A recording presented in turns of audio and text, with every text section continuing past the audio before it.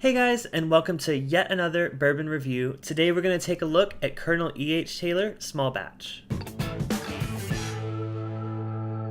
So, I don't know about you guys, but coming across this one, at least in Southern California, is super rare. I've seen it on the shelves before in one of these, but it's usually really overpriced. Like, this bottle is sometimes upwards of $70, but the actual suggested retail price on this is only like 40 bucks, so it's definitely pushing it into like secondary territory on some of the pricing, so you gotta watch out for that. But otherwise, for 40 bucks, I had to pick it up because I don't know when I'd ever see it again for that price. So since this is 100 proof, I'm gonna go ahead and pour it and let it start aerating a bit before I drink it. So Buffalo Trace uses their high corn mash bill with E.H. Taylor, and I think it's interesting that it's actually the same mash bill they use for their Eagle Rares and their regular Buffalo Trace and even their George T. Stagg. So I think it's an interesting choice to go with the sweeter mash bill versus, like the high rye like most distilleries do. So since this is 100 proof, it kind of puts it right in between the Eagle Rare and the Stagg Junior. So it's not the 90 proof of Eagle Rare or the 120 something proof of Stagg Junior. It's right there in the middle, and for the price, it kind of fits very well between those two. So I want to see if it can actually live up to being kind of like a middle ground between those two. And as you can tell, I finally have a chance to rep my Buffalo Trace merch. By the way, if you're new here and you like watching bourbon and whiskey videos, I would love if you could hit the subscribe button, bell button, and like button. It means a lot. I'm still fairly new to doing these reviews, but there are so many channels that I admire out there doing it that inspire me to keep making my own. But I appreciate you taking the time and drinking with me. Although I guess you don't have to drink to watch my reviews. I usually do when I'm watching them, but you do you. So this is set for about 5 to 10 minutes now, and you can kind of see that the legs, I believe they're called, are kind of a little bit going up the glass. Not quite as much as like some other whiskeys that are higher proof. So let's check out the nose and see how sweet it really is. Yep. It's sweet. That's actually one of the sweetest smelling bourbons I've ever smelled. It's almost like a candied apple and like a caramel apple together, if that makes sense. You get the typical caramel notes you get on bourbon, but there's like a candy sweetness that goes along with it. It's really nice. You do get a good bit of the alcohol on the nose, which I guess could be expected for 100 proof, although I've had some 100 proofs that don't have that.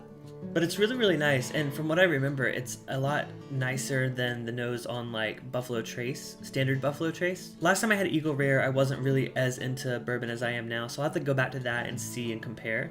But it's really nice once you get past like the kind of like, I call it like hand sanitizer kind of smell. Enough nosing it, let's taste it and see how it holds up.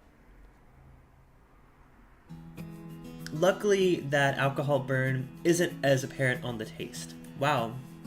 There's so much sweetness in this. Like, I've drank some of this before, but I haven't really focused on like dialing in on what I get from it. It still has like a chewy caramel, like almost like a, what is it, like Werther's Originals or whatever they're called, like a chewy candy caramel taste. It definitely has a longer finish, probably due to the higher proof compared to like your Buffalo Trace, but it's not like a creamy mouthfeel I get on some of the higher proof bourbons. And Stagg Junior is actually one of my favorite cast strength bourbons, and I have a feeling that the mouthfeel on that one is kind of what sets it apart from this. You do get the oak, but not as, strong as you would expect with other bourbons. Even Eagle Rare, since that's like a 10-year-old version of the same mash bill, that has a lot more oak that kind of balances out the sweetness, where this kind of relies on the higher proof to balance it out. It's really nice, and I guess what I'm kind of hung up on is the $40 price point. Just to put it in perspective, I get Eagle Rare for around $30 and Stagg Junior for about $50 to $60 on a good day. It's hard to find too, but I tend to go more towards older bourbons, so that's kind of what's making me question it, because as I've reviewed on this channel, Henry McKenna does a single barrel 10-year bottled in bond bourbon, and that one is only about $27 to $30 in my store, but that you're getting a 10-year-old bourbon that's also bottled in bond.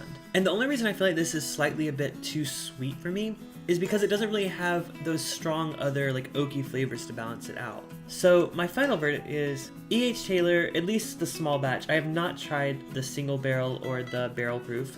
Would be really interesting. If I could ever get my hands on those, I would love to try them. I think I will stick with my Stagg Junior for $10 more. But if you're not able to find Stagg Junior and you see this on the shelf for like $40 or even $50 if you like have never seen Stagg Junior, I encourage you to try it. It's similar in a lot of ways. So if you try this and you like it, you know you're gonna like the Stagg Juniors, you know you're gonna like the George T. Staggs, which I have yet to taste. But overall, it's a really solid bourbon. I just can't necessarily recommend it over others for the price point. I recommend the Henry McKinnon Bottled in Bond, which is a single barrel, especially if you can find it, you know, between $25 and $35. Cheaper than this, and oh so good. So thank you so much for watching my whiskey review. If you like this video, don't forget to leave me a thumbs up, and if you want to check out my other whiskey reviews, check out the playlist at the end of this video. So thanks so much for watching, and I'll see y'all later. Bye.